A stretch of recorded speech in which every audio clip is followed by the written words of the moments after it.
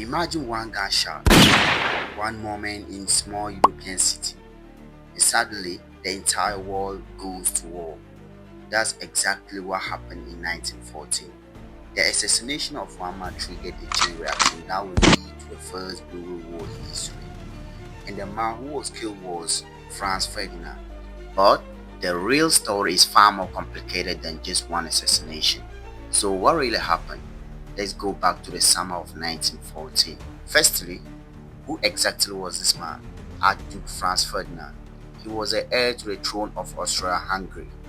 That means he was the man expected to become the next emperor. And this empire was huge. It controlled many parts of Central and Eastern Europe, including areas that are now Austria, Hungary, Croatia, Bosnia and Herzegovina. Millions of people live under this empire. So if Franz Ferdinand became emperor, he would rule over one of the most powerful empires in Europe. But in 1914, he traveled to a city called Sarajevo, and that decision would change history forever. This is the craziest part. Waiting for him in Sarajevo was a 19-year-old student named Gavrilo Princip. Princip was part of the nationalist movement that wanted to unite Slavic people under the country of Serbia. At the time, many Slavic people lived under the control of Austro-Hungarian Empire. Some groups believed the empire was oppressing them.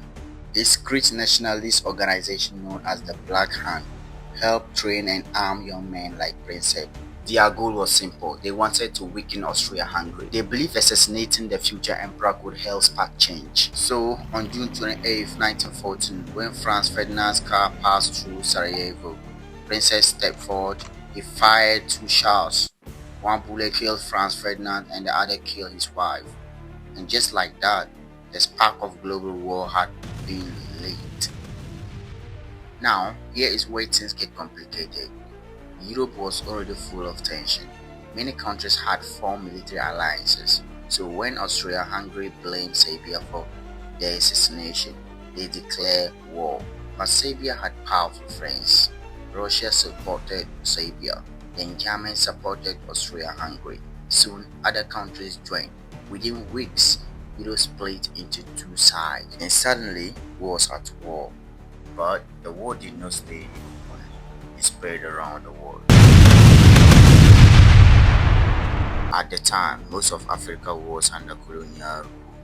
Countries like France, United Kingdom, Germany controlled large parts of the continent. So, when these empires went to war, their colonies automatically involved.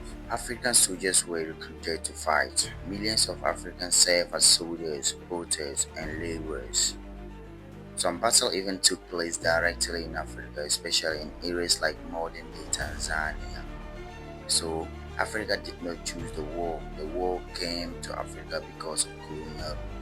At first, the United States of America stayed neutral. For 3 years, America did not enter the war, but 2 major events changed that. First, German submarines started sinking ships in the Atlantic Ocean. One famous ship was the RMS Lusitania.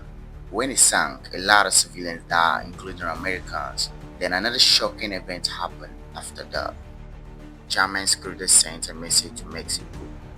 The message promised Mexico land from the United States of America if they joined the war against America. This message became known as the Zimmerman Telegram. So when America discovered, public anger exploded. Then in 1917, the United States of America officially joined the war. The war lasted for 4 years. By the time it ended in 1980, more than 16 million people had died just because of one shot.